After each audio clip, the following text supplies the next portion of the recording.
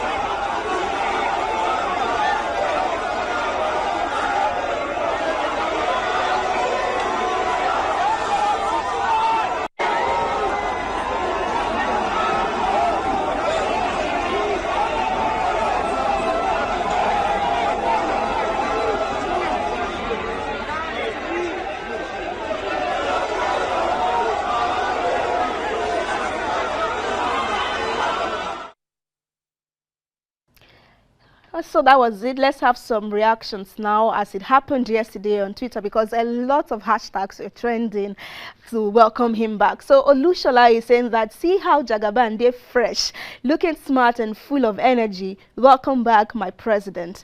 So Okpe is saying that all hail Jagaban, the international man of mystery, enigmatic Nigerian president-select, birthday controversial, birthplace unknown, birth father unknown, birth mother unknown, primary school attended unknown, secondary school unknown, childhood friends unknown. And Oludami Lare is saying that, welcome back, here are the matters on ground. And he says the real issues are, 1, drug trafficking and money laundering case, and $460,000 for feature, 25% in the FCT, forged certificate, INEC not following its guidelines, VP's double nomination, election rigging, dual citizenship, and perjury. All eyes on the judiciary. Quite a lot of assignment for him there by netizens. Well, Jonathan is saying that, I'm ashamed that so many people that surrounded Buhari that misled this government are the same people who are still around Jagaban. Tell me what kind of improvement we can get from all these corrupt politicians. Ojukwu says, we are waiting for you at the court. Thank God that you were strong enough to stand court cases. And then he is attaching this picture, the dual citizenship, and then his daughter, who is 61 years old, and the 71-year-old Tinubu. So apparently Tinubu is only 10 years older than his first child. So that is what this user Ojukwu is saying. So more over now to more reactions. Ibrahim is saying that despite the insult and dubious aspersions on his personality, he remains steadfast and determined to be enthroned and take Nigeria to the promised land. Welcome, our Jagaban, the President and Commander-in-Chief of the Armed Forces, Federal Republic of Nigeria in waiting. And then another social media user is attaching this part of Tinubu, a part of his picture. So he highlighted this part out where it looks like he is having a PICC on him, and he says that, Your Excellency, according to the picture you posted above, under your arms, it shows that you are still under medication. Please, briefly, can you tell us how you are going to be at work all day and all night to tackle all the insecurities, insurgency, and all the poverty accumulation? Well, not my question to answer. So let's move away from Tinubu now to say that amid rumor that the presidential candidate of the New Nigeria People's Party, Rabiu Musa Kwankwaso, is expected to join the All Progressives Congress in no time, a grassroots mobilizer of the party in the north, Abdul Majid Dan Bliki, Kwamanda has warned that the plan is aborted because the presence of Kwankwaso is the presence of confusion. And in his exact words, he says, "We don't want Kwankwaso to come and disrupt our party and bring about indiscipline and disrespect among our members. It is such that his supporters are a bunch of people that have no regards whatsoever for anyone except him." And then he says, "But there are a lot of people in the NNPP that our doors are opened for. They are welcome to join the APC. A lot of them were wronged by the party leadership and they joined the NNPP in reaction. So they are given birth to by the APC." And then he continued to say, "But we don't want Rabiu Musa Kwankwaso to come because if he comes, he's going to breed confusion in our party. He will breed crisis in the party. He has done this in the past and everybody has seen it in the PDP and how it ended. We therefore don't want him to come and disrupt the well-being of our party."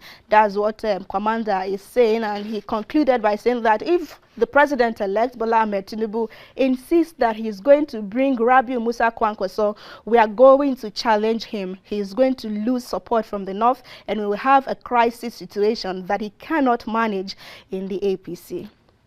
Well, how are people finding this on the internet? Well, Rewan says, "Like we warned, APC will try and destroy every opposition parties, especially those that are seen as regional parties. Kwankwaso is likely to join the APC soon. Then that's the end of NNPP. Nigeria is a country where the winner takes it all. Everyone wants to be part of it." So Imram is saying that Kwankwaso decamping to APC is a good one for Bola Tinubu and is strengthening the APC more in the north. But as we all know, this alliance will not last beyond Asiwaju's tenure because, as usual, if he doesn't get the APC presidential ticket in 2031, he would decamp and cause more division. Larry says, "Bro, I agree with Aero5, but Shetima can't stand where Kwankwaso dey. Let's forget the hype about the VP elect." So people were saying that he does not have any chance where Shetima, Aero5, and others are. So that is basically the case. Now let's move away from that now to say that Pastor David Ibiome of Salvation Ministries is throwing shades at God knows who, asking what happens to a country where an Escobar and an Osama bin Laden are the first and second citizens. Speaking to his congregation in a now viral video, Ibiome is praying that such never happens to any country.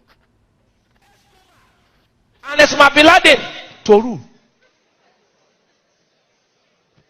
Some people to rule a country. Escobar, you know what's Escobar?